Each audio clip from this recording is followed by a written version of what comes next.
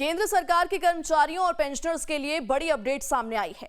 देश में लंबे समय से सवाल पूछे जा रहे थे कि क्या 8वां वेतन आयोग बन चुका है, क्या उसने काम शुरू कर दिया है और सबसे अहम, नई सैलरी और पेंशन कब से मिलेगी।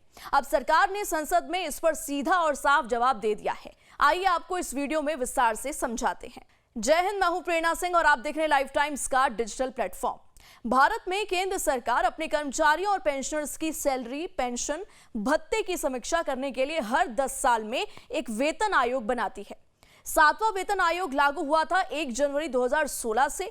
अब 2026-27 का समय नजदीक है, इसलिए 8वें वेतन आयोग की मांग तेज हो गई थी। अब आते हैं सबसे बड़े सवाल पर। सरकार ने राज्यसभा में लिखित जवाब दिया है 8वें वेतन आयोग को लेकर। कहना यह है कि 8वें वेतन आयोग का गठन कर दिया गया है।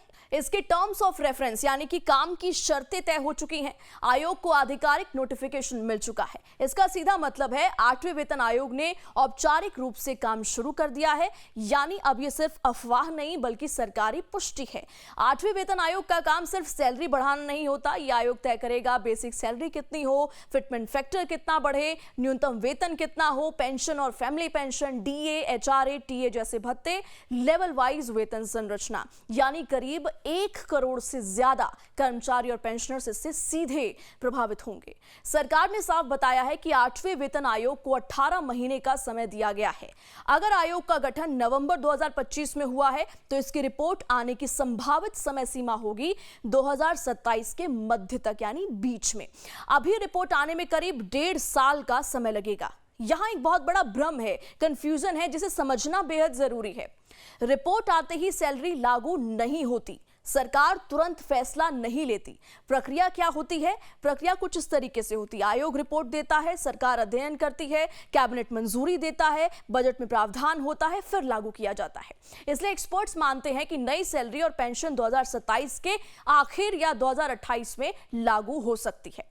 कर्मचारी संगठनों की एक बड़ी मांग है डियरनेस अलाउंस को बेसिक पे में मर्ज किया जाए, लेकिन सरकार ने साफ कहा है फिलहाल डीए को बेसिक में मर्ज करने का कोई प्रस्ताव नहीं है। यह फैसला सिर्फ वेतन आयोग की सिफारिश के बाद ही होगा।